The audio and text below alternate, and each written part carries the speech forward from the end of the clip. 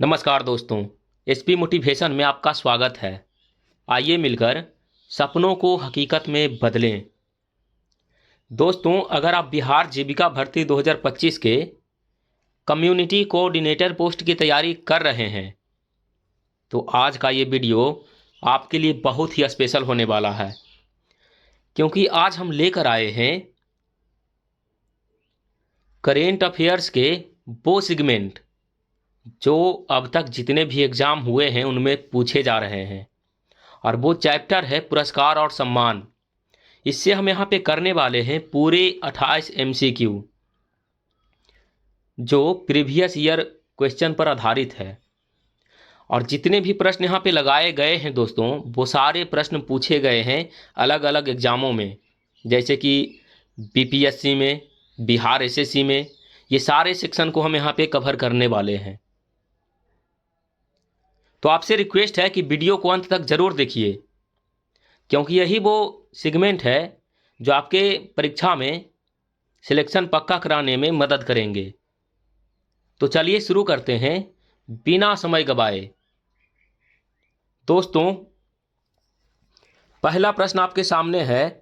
बिहार के ऋतिक आनंद ने ब्राज़ील में आयोजित 24वें समर डेफ बैडमिंटन ओलंपिक में भारत के लिए कौन सा पदक जीता? तो सही उत्तर हो जाएगा ऑप्शन ए, स्वर्ण पदक। याद रखिएगा। एक्सप्लेनेशन है, बिहार के हाजीपुर के रहने वाले ऋतिक आनंद ने ब्राजील में स्वर्ण पदक जीतकर देश व प्रदेश का नाम रोशन किया है। 24वें समर डेफ बैडमिंटन ओलंपिक का आयोजन ब्राजील में किया गया। और ये जो प्रश्न पूछा गया था वो 67वीं BPSC 2022 में पूछा गया था। अगला प्रश्न है, बिहार से किसे 2022 में दादा साहब फाल्के भारतीय टेलीविजन पुरस्कार से सम्मानित किया गया? तो सही उत्तर हो जाएगा ऑप्शन बी, दीप श्रेष्ठ। और ये भी प्रश्न जो है BPSC में पूछा गया है 67वीं में। इसका एक्सप्लेनेशन है, पटना निवासी फिल्म अभिनेता व निर्देशक दीप श्रेष्ठ को Dada Saheb Phalke Indian television award 2022 प्रदान किया गया है। अगला प्रश्न है, बिहार सरकार को डिजिटल इंडिया अवार्ड 2020 किस लिए दिया गया था?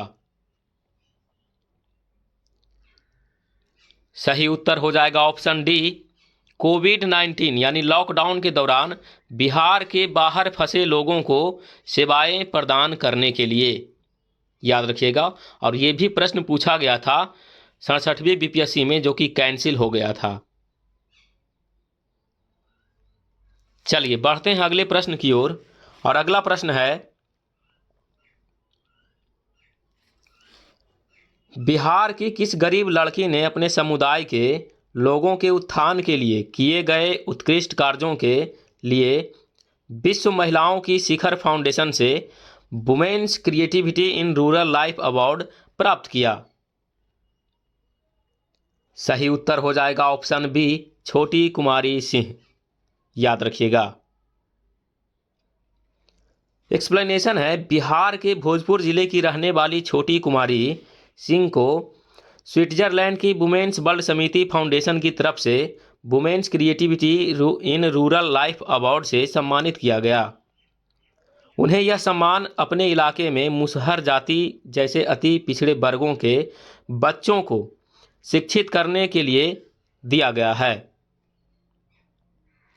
अगला प्रश्न आपके सामने है, पांचवा। चिकित्सा के क्षेत्र में उत्कृष्ट योगदान के लिए 26 जनवरी 2021 को बिहार के किस व्यक्ति को पद्मश्री पुरस्कार प्रदान किया गया? सही उत्तर हो जाएगा ऑप्शन डी, दिलीप कुमार सिंह। और ये भी प्रश्न पूछा गया है BPSC CDPO 2021 में।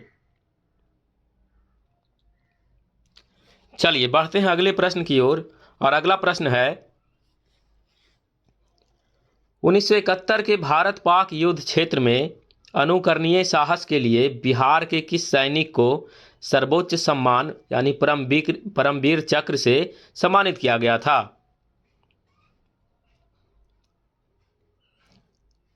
सही उत्तर हो जाएगा ऑप्शन ए, एल्बर्ट एक्का।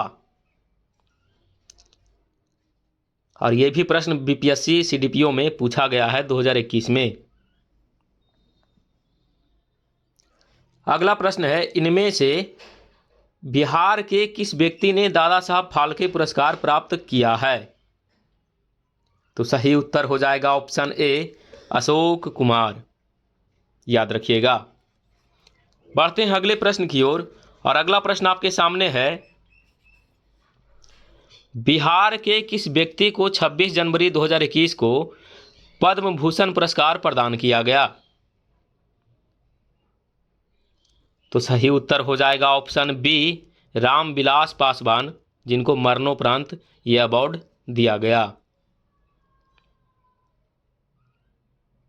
चलिए बढ़ते हैं अगले प्रश्न की ओर, और प्रश्न है, बिहार में सामाजिक कार्य के लिए वर्ष 2022 के पद्मश्री पुरस्कार से किसे सम्मानित किया गया?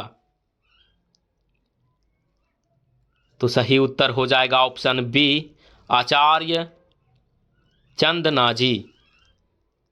याद रखिएगा, आचार्य चंदनाजी।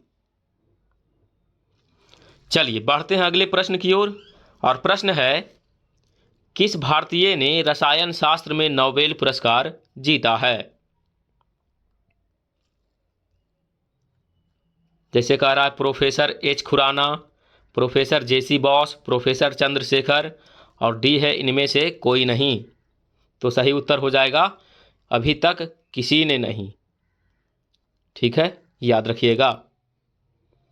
चलिए बढ़ते हैं अगले प्रश्न की ओर, और प्रश्न है, इनमें से किसने सर्वश्रेष्ठ अभिनेत्री का पुरस्कार 4 बार प्राप्त किया? तो याद रखिएगा ऑप्शन बी हो जाएगा शबाना आजमी। चलिए बढ़ते हैं अगले प्रश्न की ओर, और प्रश्न है, किस एकमात्र अफ्रीकी नेता को भारत रत्न से सम्मानित किया गया है? सही उत्तर हो जाएगा ऑप्शन बी, नेल्सन मंडेला। अगला प्रश्न है, नोबेल पुरस्कार अधिक से अधिक कितने लोगों की भागीदारी में दिया जा सकता है? सही उत्तर हो जाएगा ऑप्शन बी, 3। याद रखिएगा। बढ़ते हैं अगले प्रश्न की ओर, प्रश्न है, भारत के किस राज्य को यूएन पब्लिक सर्विस अवार्ड से सम्मानित किया गया है? सही उत्तर हो जाएगा ऑप्शन बी, पश्चिम बंगाल। अगला प्रश्न है, नारी शक्ति पुरस्कार से सम्मानित सीमा राव का संबंध निम्न में से किससे है? सही उत्तर हो जाएगा ऑप्शन बी, कमांडो ट्रेनर। चलिए बढ़ते हैं अगले प्रश्न की ओर, और प्रश्न है, निम्नलिखित में से कौन सा कथन अर्थशास्त्र के नोबेल पुरस्कार के संदर्भ में नहीं है? जैसे कि 1958 में स्वीडन के केंद्रीय बैंक ने अर्थशास्त्र में अल्फ्रेड नोबेल की याद में पुरस्कार स्थापित किया। 2019 में अर्थशास्त्र का नोबेल 3 लोगों को मिला। 2019 के अर्थशास्त्र के नोबेल विजेता अभिजीत बनर्जी, एस्थर डल्फी व माइकल क्रेमर है। अब बताना है कि इनमें से कौन सा सत्य नहीं है। तो इसका जो सही उत्तर हो जाएगा दोस्तों, वो हो जाएगा ऑप्शन ए, केवल एक सही है। और केवल एक सही है, इसका मतलब है कि 1958 में स्वीडन के केंद्रीय बैंक ने अर्थशास्त्र में अल्फ्रेड नोबेल की याद में पुरस्कार स्थापित किया, ये सत्य नहीं है, और बाकी ये दोनों सत्य है। चलिए बढ़ते हैं अगले प्रश्न की ओर, और प्रश्न है, निम्नलिखित में से किसे भारत के सर्वोच्च नागरिक सम्मान यानी भारत रत्न से सम्मानित नहीं किया गया है? तो सही उत्तर हो जाएगा ऑप्शन सी, दीनदयाल उपाध्याय। चलिए बढ़ते हैं अगले प्रश्न की ओर, और प्रश्न है, ट्यूरिंग अवार्ड किस क्षेत्र से संबंधित है? तो याद रखिएगा कंप्यूटर विज्ञान, ऑप्शन सी। अगला प्रश्न है, पद्म विभूषण विजेता डॉक्टर भूपेन हजारिका का संबंध निम्नलिखित में से किस क्षेत्र से है? तो याद रखिएगा ऑप्शन बी हो जाएगा गायन। चलिए बढ़ते हैं अगले प्रश्न की ओर, और प्रश्न है, भारत में खेल उत्कृष्टता के लिए सर्वोच्च पुरस्कार है? सही उत्तर हो जाएगा ऑप्शन बी राजीव गांधी खेल रत्न। दोस्तों ये सारे प्रश्न जो है हर एक एग्जाम में पूछा गया है जो आपके सामने है। जैसे कि यहाँ पे फॉरेस्ट रेंज ऑफिसर प्री में पूछा गया है, Bihar police forest range officer में पूछा गया है। तो ये जो प्रश्न है वो याद रखिएगा। हो सकता है कि ये प्रश्न आपके एग्जाम में आ जाए। जैसा कि एग्ज़ाम का स्थिति देखकर पता चल रहा है, बहुत सारे लोगों से हमने भी बात किया है कि एग्ज़ाम आपका जीविका वाला कैसा गया, तो वो बताते हैं कि जो करेंट अफेयर का सेगमेंट है वो बहुत आगे से पूछा जा रहा है। कहने का मतलब है कि 3-4 साल पीछे वाला भी पूछ लिया जा रहा है। तो ये सब जो प्रश्न है वो याद रखिएगा आप। अगला प्रश्न है, कौन सा मंत्रालय खेल पुरस्कार के सम्मान से जुड़ा है? तो सही उत्तर हो जाएगा ऑप्शन बी युवा मामले और खेल मंत्रालय। चलिए बढ़ते हैं अगले प्रश्न की ओर, और प्रश्न है, आज तक प्रदान किए गए परमवीर चक्र पुरस्कारों की कुल संख्या क्या है? तो सही उत्तर हो जाएगा ऑप्शन ए 21 अगला प्रश्न है, अशोक चक्र शौर्य पुरस्कार किस वर्ष में स्थापित किया गया? तो याद रखिएगा ऑप्शन सी हो जाएगा 1952। अगला प्रश्न है,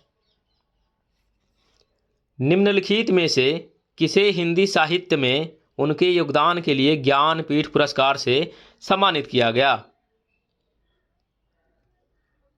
तो सही उत्तर हो जाएगा ऑप्शन ए कृष्णा सोबती। चलिए बढ़ते हैं अगले प्रश्न की ओर, और प्रश्न आपके सामने है, मेहरुनिसा परवेज को निम्नलिखित में से किस सम्मान से सम्मानित किया गया? तो सही उत्तर हो जाएगा ऑप्शन सी पद्मश्री। बढ़ते हैं अगले प्रश्न की ओर, और प्रश्न है, ग्रैमी अवार्ड किस क्षेत्र से संबंधित है? तो याद रखिएगा ऑप्शन ए संगीत। अगला प्रश्न आपके सामने है, निम्न में से किस वैज्ञानिक को 2 बार नोबेल पुरस्कार से सम्मानित किया गया?